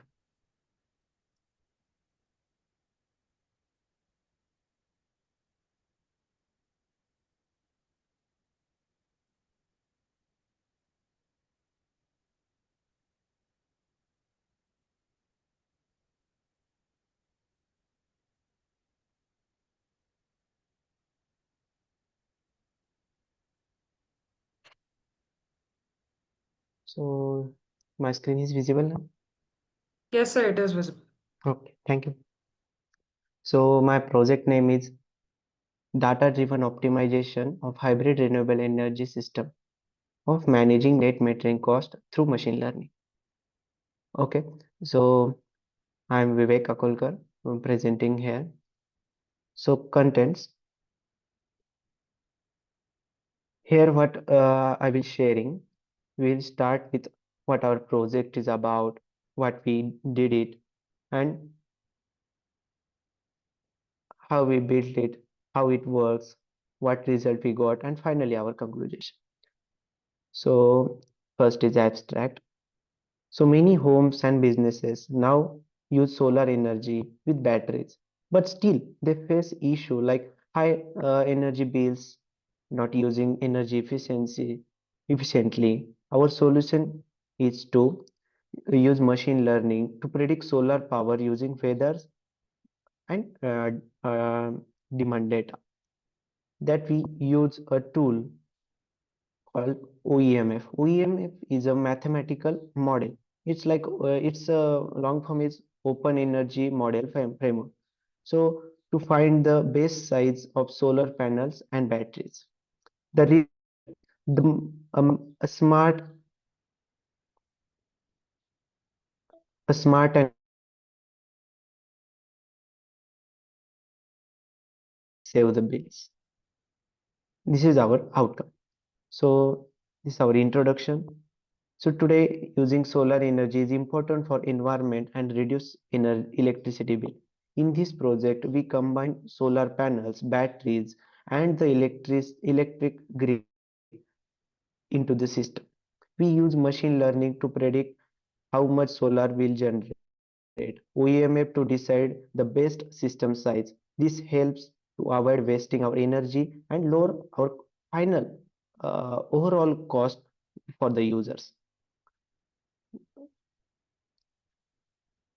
So our objectives are like our goals are to build a solar and battery based system, use machine learning to choose the right size of solar panels and batteries, see how much cost we can save the net metering. And the fourth one is the test how the system performs in real time environment. So we use XGBoot to predict solar powers. We use a mathematical model like OEMF to simulate how energy flow and GUI just for a representation. So this is our architecture model. So first here is a data source. There are different type of data source like real time and historical data. So we collect them using machine learning model using machine learning to predict solar energy, and then we runs optimization using OEMF to choose base sizes, and after that we shows result like energy saving and cost using graphs and charts. So it's a smart interface.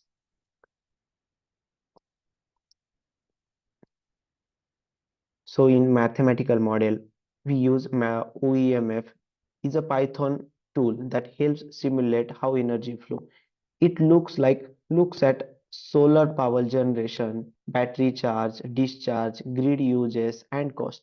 It balances everything that tells us the best size for solar panel batteries to save money. So here is the energy balance equation. We use this equation to optimize our panel size and battery size. It's like PV generation plus grid supply plus battery discharge, and it's equal to demand plus grid feed-in and battery charge. By using that equation, we use mathematical formulas to optimize the two variables. One is panels and second is uh, size of battery. So in methodology, our steps are like first step is collect weather and demand data. Second is use XGBoot to forecast solar power. Third is build a user-friendly app for inputs. Fourth, run simulation using OEMF. It's a mathematical model. And fifth is showed result using graphs. And sixth, of did financial calculation like ROI and savings.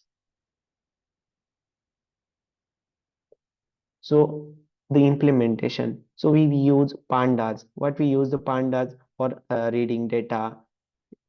We use one library is PYQT5 to make apps to modify them. We use plotty library to show the nice chart representation and XGBoot for prediction. The user enter the system details and the app shows the best setup saving clearly. So in testing, we test many cases like normal energy bill with no system, how much is saved in using solar, cost of installing solar and battery, and return on investment. Our key result result is that the payback period was just 5.15 years, meaning you can recover your investment is about 5 years. But here we did not include the subsidies which is given by government because the government subsidies are varying time to time. So this is our result. This is our interface for our software. In the left hand side, there is input which is supposed to given by users, then optimal system capacity. This is our final result. And the middle of this will represent how much we produce electricity by using panels, solar panels, and how much we fed into the government or grid, how much our self-sufficiency or self-consumption. And the last one is overall all the financial analysis. What is it total investment, saving and payback period? All is this in right hand side. So this is what just I said, and this is our conclusion. This project shows that how we can use data and machine learning to design better solar system. It helps people to save money and support clean energy. We believe this tool can be used in the real world to make energy and use smarter and cheaper also. So okay, it's done. You can ask question if you. Yes, Vivek, I'm asking one question. Okay, sir. You analyzes many more than about the solar panel and energy conversation, energy store and Yes, sir. distribution, right? So I'm Uh-huh. asking one simple question: how many size of solar panel is required for generate 30 unit per day? Okay. If I am So in our result, we give like 1 meter, sorry, yeah, 1 meter by 1 meter solar panel uh, generally produce 1 unit in a day. 1 unit, Oh, okay. okay, So we need 30 by 30 like this. we need 30 by 30. But it depends on how much radiation in this area. We if in Maharashtra the size may be smaller, we need smaller size. Okay. It depends on radiation where we install that solar panels. And any standard about minimal or maximum? Any standard? I think this is a standard. Just we learn that. 1 by 1 meter. So not meter, 1 by 1. Sorry, 1 by 1. mm, It's a peak size. 1 by 1 meter is very No, sir, big not size. not meter. It's in Fit. it's in feet, I think, sir. Sorry. Okay. If it is fit, then this will okay. Oh, But if it sorry, is sir. meter, then very big No, no. problem. Yeah, yeah. Okay. Okay. Thank you. Thank you, Thank Vivek. you, sir. Thank you. Thank you, sir. So, Ranit, if you're ready, then you may go ahead with your presentation. Yes, yes. Yeah.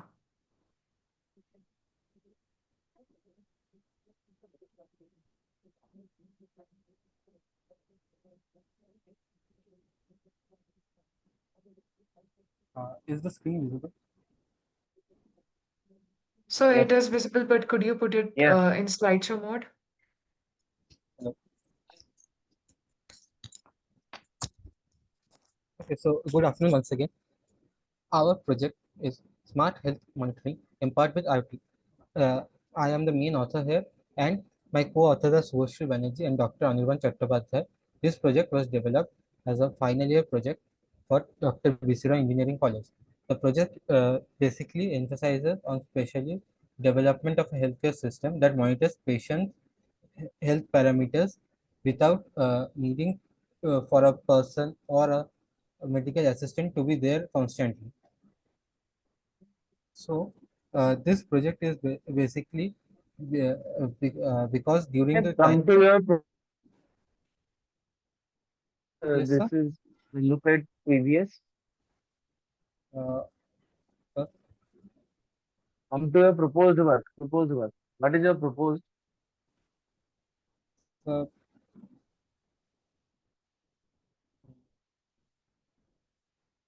uh, can you please repeat?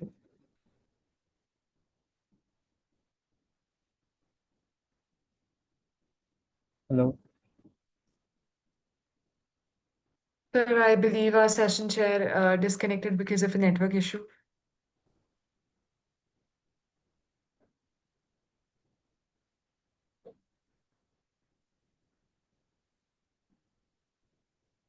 Maybe he's asking for the next slide. Project proposal. Please repeat. It was unaudible.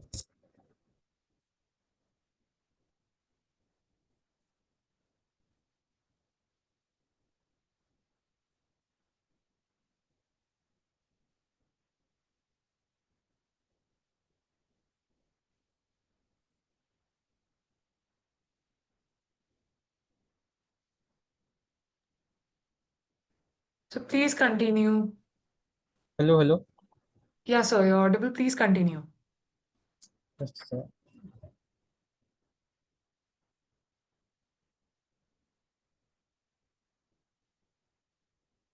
Sir, you were asking for something. Hello.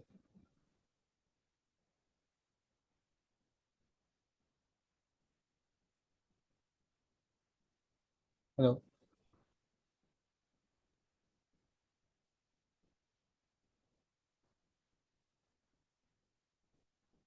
Running?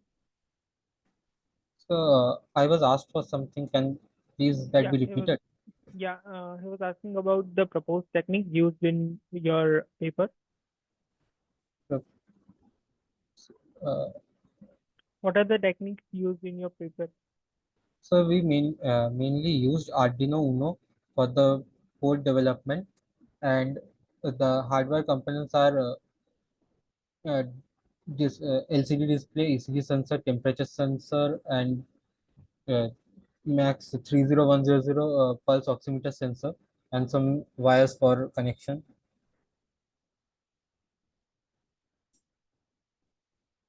Yes, you can continue with the presentation. Okay, so this is the basic block diagram of the project where the sensors are connected with the Arduino board. The displayed through the LCD monitor. It is also the ECG display is connected through a laptop or a monitor, and the data is sent to ESP32 for the alert SMS that is sent via Twilio app or the ThinkSpeak server for the continuous monitoring of data. Uh, this is the algorithm that or the data flow. like how the system works, where the data is first initialized in the Arduino Uno, or yes, then it move, it is sent to the is, monitor for display, and to the ESP32 for alert SMS, or the cloud storage. These are the threshold values for the health parameters, like that is basically indicates the temperature, SpO2 and blood pressure range, which is harmful for a patient. This is the schematic diagram of the project. Uh, this is how the project looks IRL, but we are working to make it more professional as for now. This is the result, and this is the alert SMS that is sent to the user. Here it has, the threshold values has been lowered has been made higher a bit, so that we can send the message in the normal condition as well. uh, this is how the data is displayed in a graphical format, and this is the data chart that is obtained. This is the ECG graph, and we have also compared the system with readily available devices in the market, and the error percentage has been found out to be very low, that is within 1 to 4% that can be professionally used. uh, this is when we compared it, we did a age study with three test subjects, where one is a teenager, one is a elderly person, and one is a young adult. This is the case study for the uh, elderly person whose age was 64, and this is how the data differences were found out to be. This is for the young adult, and the differences here also are very low. This is for the teenager, where the data range, uh, where the difference in data is a bit high, but uh, not so high to alter any major health parameter. This we have also made the comparative study with the readily available devices, and this is how the study has been, where our device was found to be cheaper and more affordable by people. So I would like to conclude this project. Uh, this project proposes affordable IoT-based health monitoring system that can be remotely used from people, uh, where the doctor doesn't need to be present nearby. It is a continuous system that continuously monitors all the vital mm, parameters of a person. It stores them in a things a web server in form of a table and also a graph.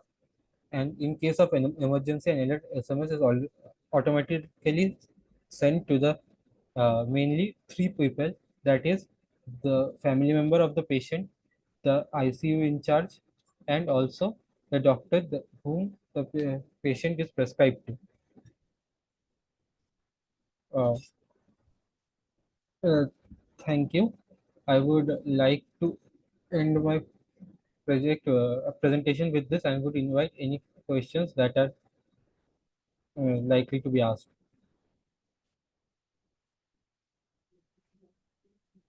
Okay, Ranit, this is a good presentation. Thank you. Thank you, sir.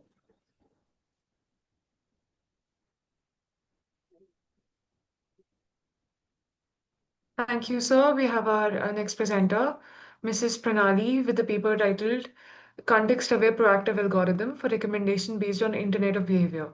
Ma'am, if you're ready, then you may start with the presentation. Ma'am Yes. Pranali? Yeah. Yeah. Is it visible? Yes, ma'am, it is visible. Please put it in the slideshow mode.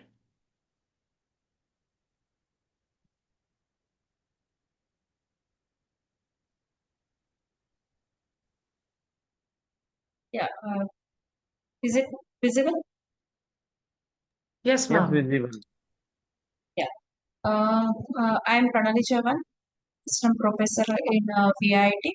I'm going to deliver the presentation on context of proactive algorithm for the recommendation based on IOB, Internet of Behavior. So first we should understand what is the Internet of Behavior. So it is again extension part of the IoT. IoT stands for Internet of Things. So here in this we need to have define a different type of the user pattern according to the different type of the resources in a IoT. So here in this, in terms of the devices, we will take the some variable computing, smart band, different type of the variable computing devices we are going to consider for this term devices. Second one is the behavioral psychology. So here in this, the user defined pattern. So here in this, we will check with the user preferences according to the user pattern. Third one is the big data analytics. So with the help of the different integration of the devices in IoT, we are going to have the different context along with the resources. So these are the different applications: marketing, healthcare, smart cities, and personalization. So with the various application, we will go with the IoT. Second, here in this, we will see the some traditional recommendation system. For example, relay on the past interaction based on the history of the user. We are going to define the recommendation.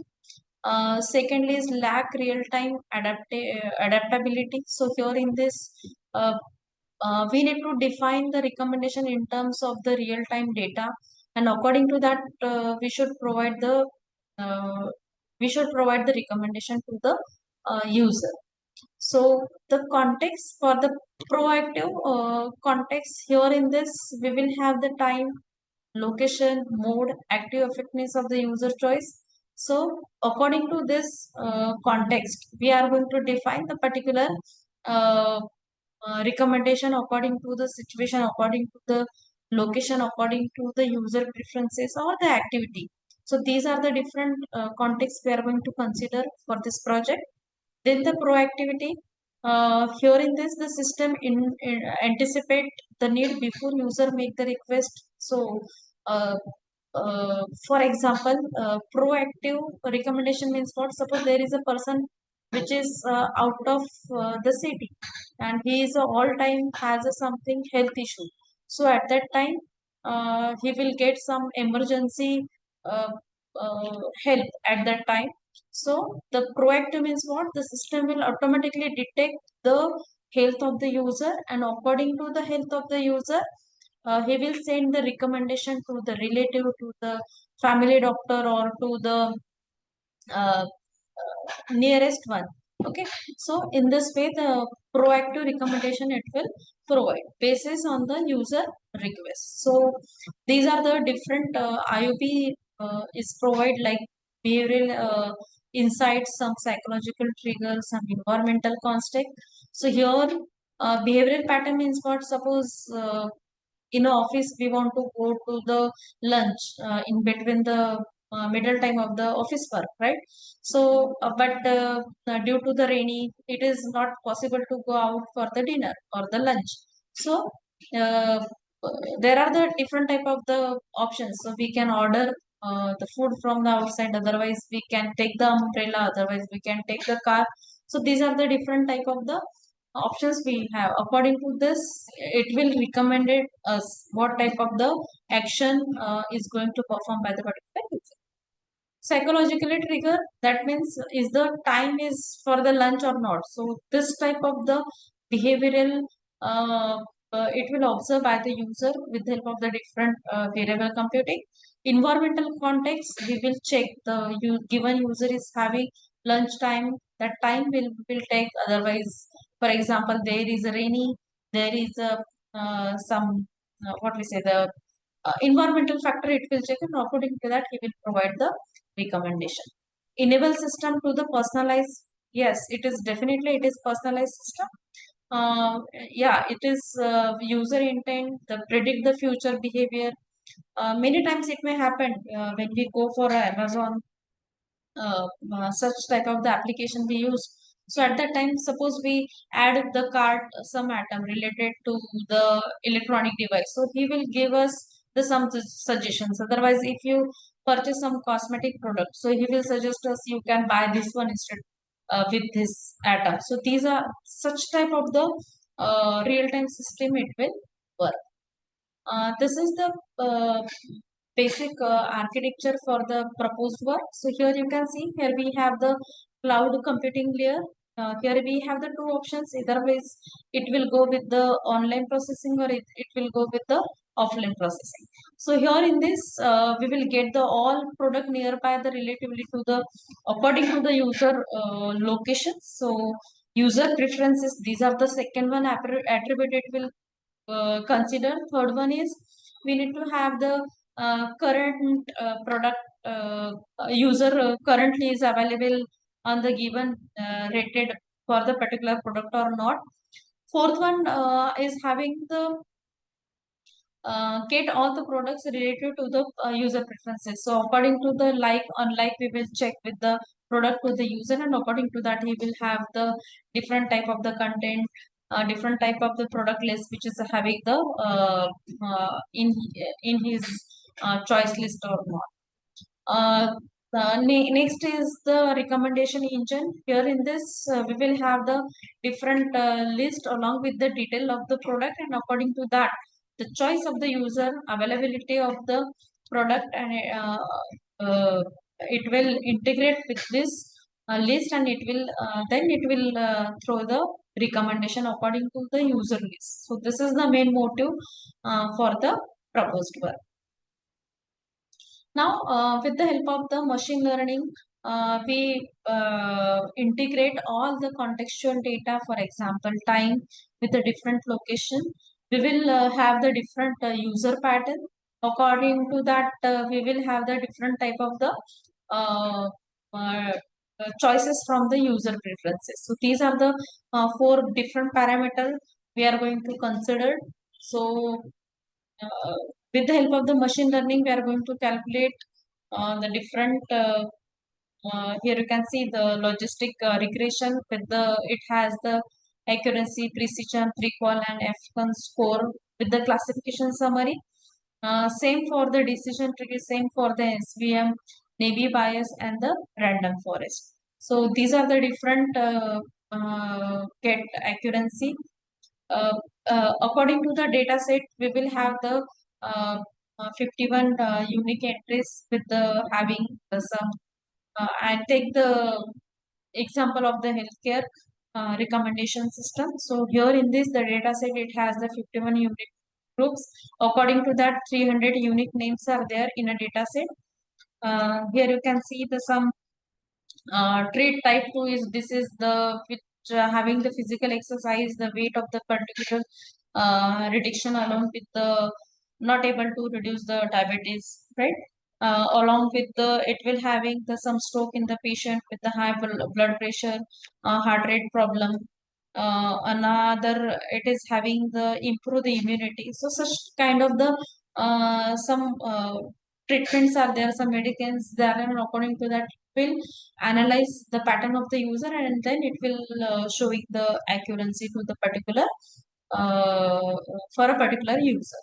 So these are the result. Here you can see the some linear regression, DT, RF, and NPSPM results are there.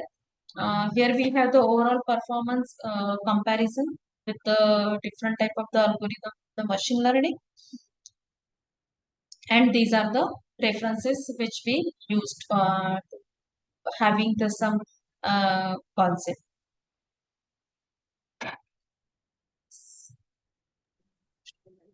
Okay.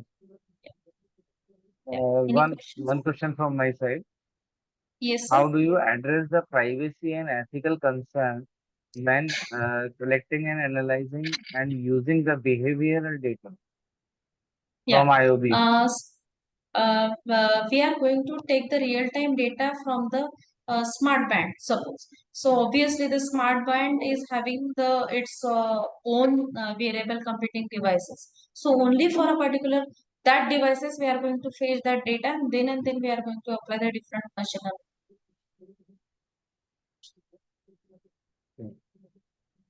Yeah.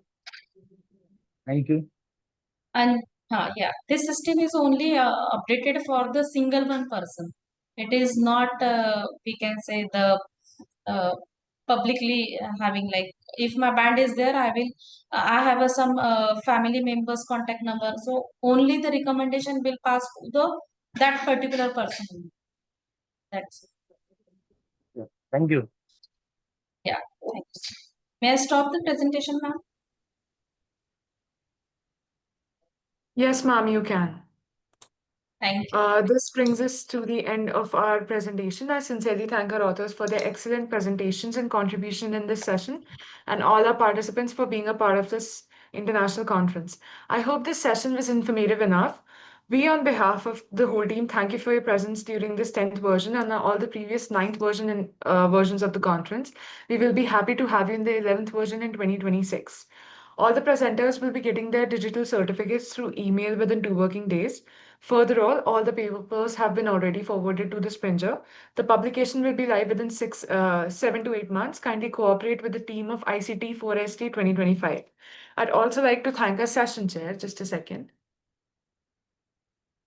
Our session chair, Professor Amit Sharma, for chairing the session. A token to the chair on behalf of Team ICT 4SD and Global Knowledge Research Foundation. Thank you for your valuable presence, sir. Thank you. Thank you, sir. Just before we end the session, I'd like to request everyone to turn on their cameras for a quick snapshot of the virtual conference.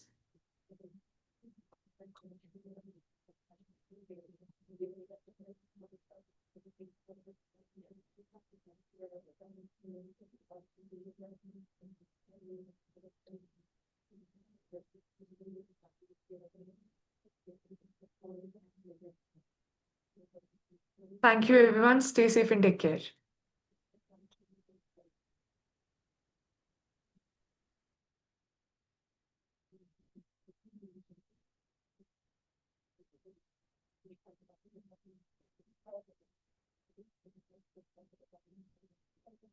Okay, ma'am, I leave. Yes. Yes, sir. You can. Yes, Thank you, sir. thank you. Welcome.